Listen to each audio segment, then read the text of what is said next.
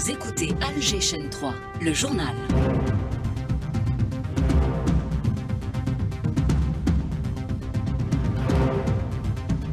Dans l'actualité, l'ouverture des Assises nationales du cinéma sous l'égide du président de la République, Abdelmajid Tebboune, préside donc cet événement en ce moment même, un événement dont l'objectif est d'élaborer une feuille de route en vue de mettre en place une industrie cinématographique. Entrée en vigueur de l'accord de cessez-le-feu à Gaza après plus de 470 jours de massacre, un accord qui sera mis en œuvre en 3 étapes. L'occupation viole déjà la trêve, plusieurs martyrs enregistrés ce matin. Pluie et neige ces derniers jours, des routes sont encore fermées au trafic, amoncellement de neige ou glissement de terrain, nous ferons le point. Les précipitations profitent aux barrages hydrauliques, le taux de remplissage national est estimé à 36% en attendant les apports en provenance des massifs et des cours d'eau. Football en Coupe de la CAF, le CSC joue en déplacement en Tanzanie pour affronter Simba Sport alors que l'USM Alger accueille Jaraf du Sénégal.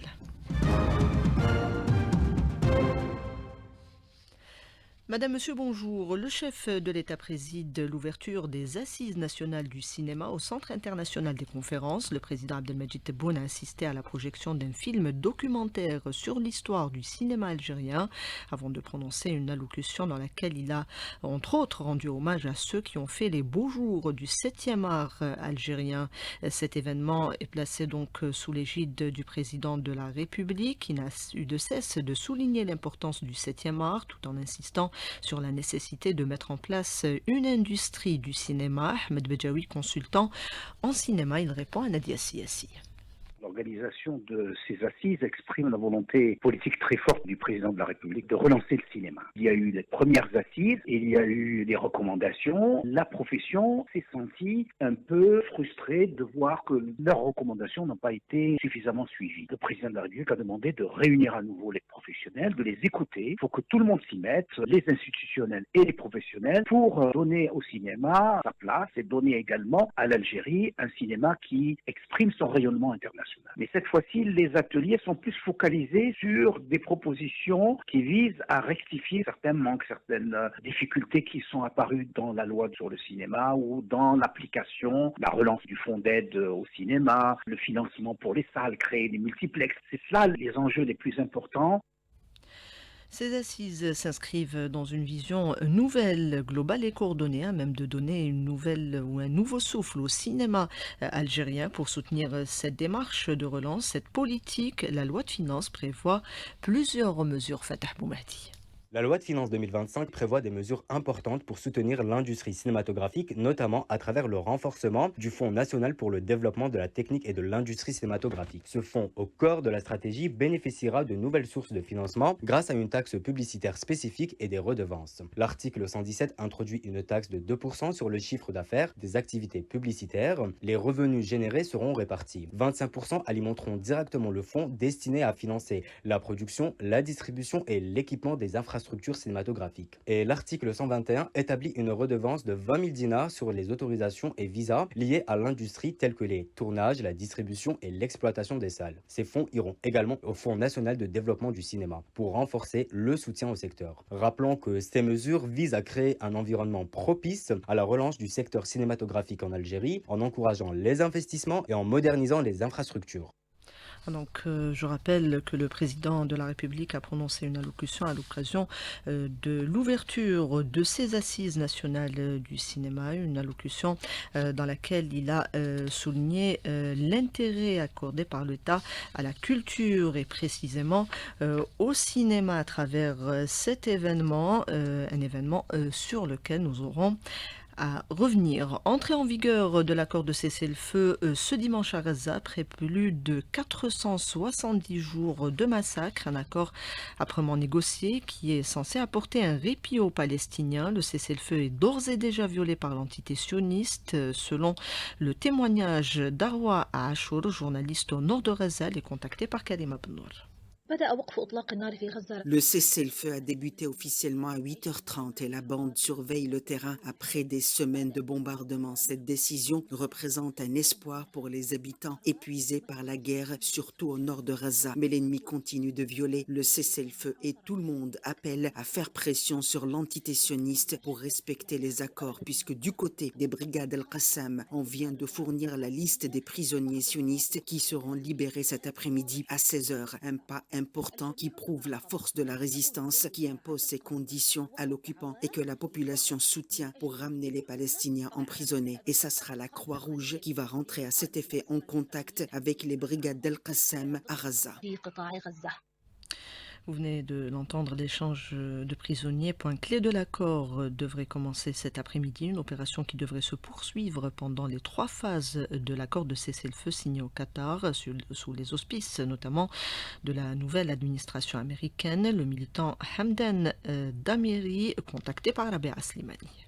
Hamas, ce matin, il a donné le nom des 3 femmes israéliennes qui seront libérées vers 4h de cet après-midi. Juste après, il est question aussi dans l'accord que la partie israélienne libère à peu près 95 enfants et femmes palestiniennes qui sont en prison. Aujourd'hui, c'est le début de ce qu'on appelle l'échange des prisonniers. C'est une phase qui va durer, d'après l'accord, 42 jours. Dans ces 42 jours, il y a le retrait des forces israéliennes, zone peuplée par les Palestiniens, que ces forces israéliennes doivent se retirer à peu près à 1 kilomètre des frontières entre la partie de la bande de Gaza et l'autre territoire qui est considéré israélien. Autre point important de la trêve, l'entrée de l'aide humanitaire et le retour de centaines de milliers de Palestiniens déplacés. On a déjà vu ce matin le début de retour des déplacés palestiniens vers le nord, qui se trouvent dans des camps de déplacés, etc. Et certains parmi eux, ils ont commencé déjà à prendre le chemin vers le nord, vers Jabalia, vers Beth Hanoun. Pendant cette phase-là, il y aura les négociations pour l'entrée au nord de la deuxième phase. À ce moment-là, il y aura d'autres échanges des prisonniers, parce que l'échange des prisonniers continue pendant les 2, voire les 3 phases. L'accord prévoit la présence israélienne à 1 kilomètre des frontières. D'ici quelques jours, c'est le retrait des forces israéliennes des zones peuplées par les Palestiniens. Par rapport à Philadelphie, dedans, il y a ce qu'on appelle le passage de Rafah. Il est question aussi que l'Israélien soit à 1 kilomètre de ce point-là, parce qu'il y aura l'entrée de l'aide humanitaire. La partie palestinienne souhaite que ce sont les Palestiniens qui administrent Gaza et tout ce qui est gestion de Gaza. S'il y a une aide internationale, c'est une aide qui s'ajoute à la gestion qui est menée par les Palestiniens. Les Palestiniens ont la capacité de gérer Gaza. C'est une question pour l'instant. Elle est suspendue, mais il y a ce qu'on appelle la réalité de terrain. Amar Benjamin, représentant permanent de l'Algérie à l'ONU et président du Conseil de sécurité pour ce mois de janvier, a salué la signature de l'accord tout en plaidant pour une solution durable. Nous saluons l'accord de cessez-le-feu annoncé mercredi. Nous l'espérons, celui-ci mettra un terme au bain de sang dévastateur que connaît Gaza. Cette évolution est bien sûr la bienvenue. Cependant, nous devons être clairs. Ceci ne peut pas et ne doit pas être notre objectif ultime. Cet accord doit servir de tremplin vers une solution juste et durable. Celui-ci doit préparer l'avènement d'un État palestinien indépendant ayant Al-Quds Sharif pour capitale. Lors de la réunion du Conseil de sécurité, l'Algérie a par ailleurs condamné les attaques délibérées de l'occupant sioniste contre des membres de la FINUL, tout en appelant à l'ouverture d'une enquête pour déterminer les responsabilités.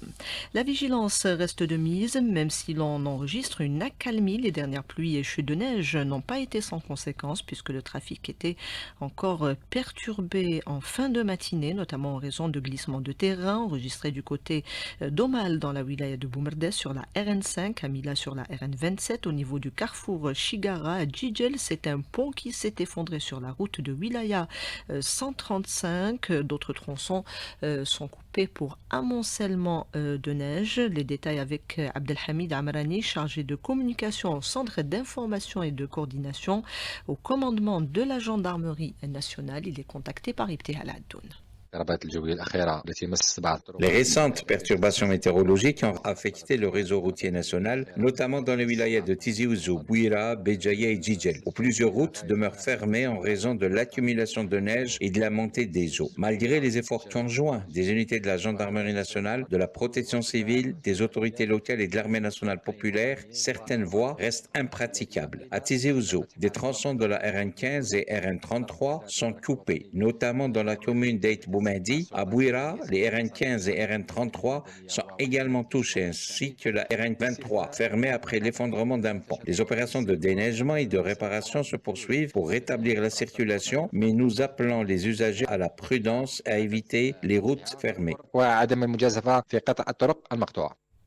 Les dernières précipitations ont été d'un apport bénéfique pour les barrages qui enregistrent une moyenne de 36% de taux de remplissage. Nadia Ouchar, directrice centrale à l'ANBT, extrait de l'invité du jour avec Nariman Mendil. La situation à partir du début janvier s'est améliorée moyennement sur les régions centre et est. D'ailleurs, on a enregistré en date d'hier un taux de remplissage des barrages un peu plus de 36%, équivalent à 2,7 milliards et une légère progression par rapport à l'année passée à la même date. Dans la région ouest, on a enregistré hier 43,74%. La région du Chlef, malheureusement, c'est la région la plus impactée par la sécheresse ces dernières années. On a un taux de remplissage de ces barrages qui sont de 17 barrages à 11,17%. La région centre est une stabilité par rapport à l'année passée qui est de 17,6%. Et l'Est avec une légère régression par rapport à l'année passée qui est 55,44%.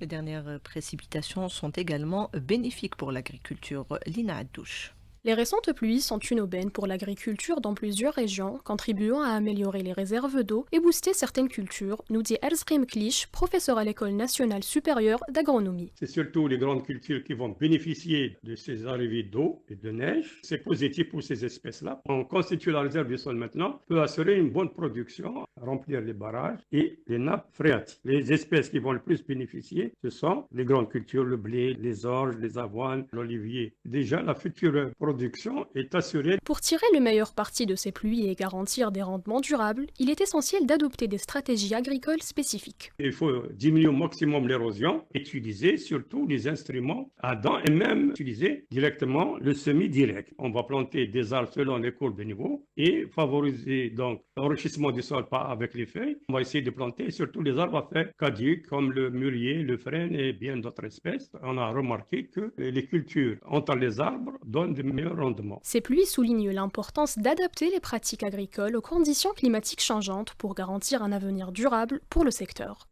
Et avec la baisse des températures, les appareils de chauffage sont de plus en plus sollicités. Néanmoins, des dizaines de cas d'intoxication au monoxyde de carbone ont été enregistrés ces derniers jours. La prudence s'impose. Hassan Chemesh.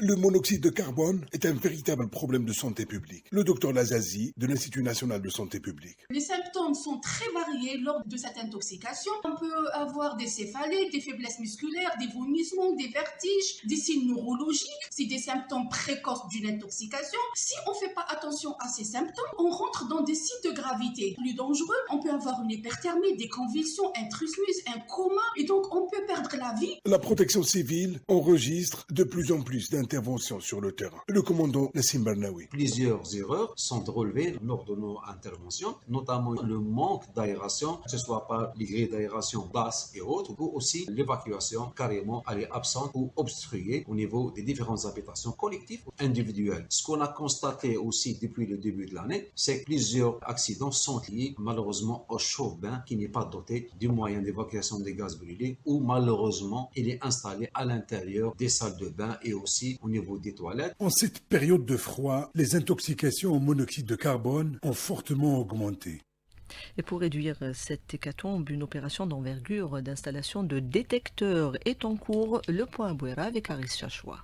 La direction de distribution de Bouira est à 80% d'avancement. Ouidet Ben Youssef, la chargée de communication de l'entreprise, fait savoir que 365 000 détecteurs sont installés. Elle revient également sur la contrainte du refus catégorique de la prestation chez plus de 1000 clients. Depuis le lancement de l'opération le 29 mars 2023, la direction de distribution de Bouira a doté et installé à ce jour 335 896 détecteurs à raison de 2 détecteurs par foyer. Nous avons aussi enregistré 8 512 clients absents lors du passage des agents pour installer ces détecteurs et 1240 refus catégoriques. La même responsable souligne qu'avant la pose des détecteurs, un contrôle systématique de l'installation intérieure est effectué par leurs agents. Elle rappelle en outre que le client est tenu de suivre certaines mesures de prévention pour éviter tout risque lié à l'usage du gaz naturel. L'apport de cet appareil n'écarte pas les autres mesures de prévention et de sécurité. Le citoyen doit assurer les conditions nécessaires d'aération dans les foyers, l'entretien régulier des appareils de chauffage par des spécialistes qualifiés, la vérification des tuyaux et cheminées d'évacuation des gaz brûlés et aussi bannir les appareils contrefaits fonctionnant au gaz. Enfin, les services de la protection civile également appellent à plus de prudence. Ils font savoir que depuis le 1er octobre à ce jour, sur environ une trentaine de cas d'asphyxie au monoxyde de carbone, aucun cas de décès n'a été enregistré. Bouira, Aris Chachoua, Algéchan 3.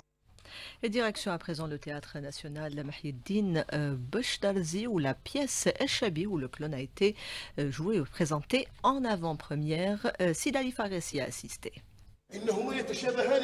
La pièce Shabih, le clone, mise en scène par Aïssa Djkati, texte de Mustafa Bouri, un spectacle dans le style imaginaire scientifique. L'histoire se déroule en l'an 2022 où l'invasion des robots et de l'intelligence artificielle remplace l'émotion humaine. Nabila Ibrahim, chargée de la communication au Théâtre National Mahiddin Beshtarzi. Cet inventeur a essayé de créer quelque chose plus fort que l'humain. Et puis par la suite, on rentre dans une problématique qui est l'humain et qui est la machine. L'humain qui est devenu une matière froide, n'a plus de sentiments envers sa famille et son entourage. Et là, ça provoque un conflit, le vrai et le faux. Le personnage principal de la pièce, Salim Bouden, joue un scientifique qui n'arrive plus à se voir dans un miroir. Il revient sur son rôle.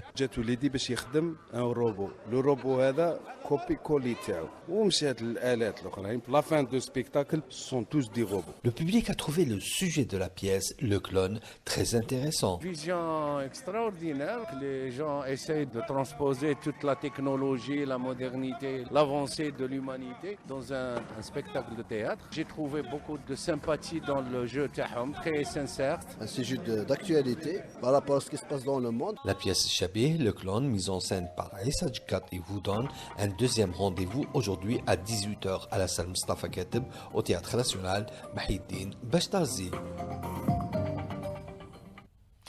Et on termine avec du sport football. En Coupe de la CAF, le CS Constantine affrontera Simba Sport en déplacement pour le compte de la dernière journée de la phase de poule. La rencontre est prévue à 14h heure algérienne et puis à 20h l'autre représentant, en l'occurrence l'USM Alger, accueillera au stade du 5 juillet les Sénégalais de Jaraf SC. Les deux représentants algériens visent à obtenir un bon résultat pour assurer la première place après avoir déjà assuré leur qualification lors de la précédente journée. On arrive au terme de ce 12-13 réalisé par Selma Fegir et Ahmed Dadou. Il y avait Yassine à la console technique, Ikram au streaming et Myriam à la régie d'antenne. Tout de suite la météo avec Karima Benour.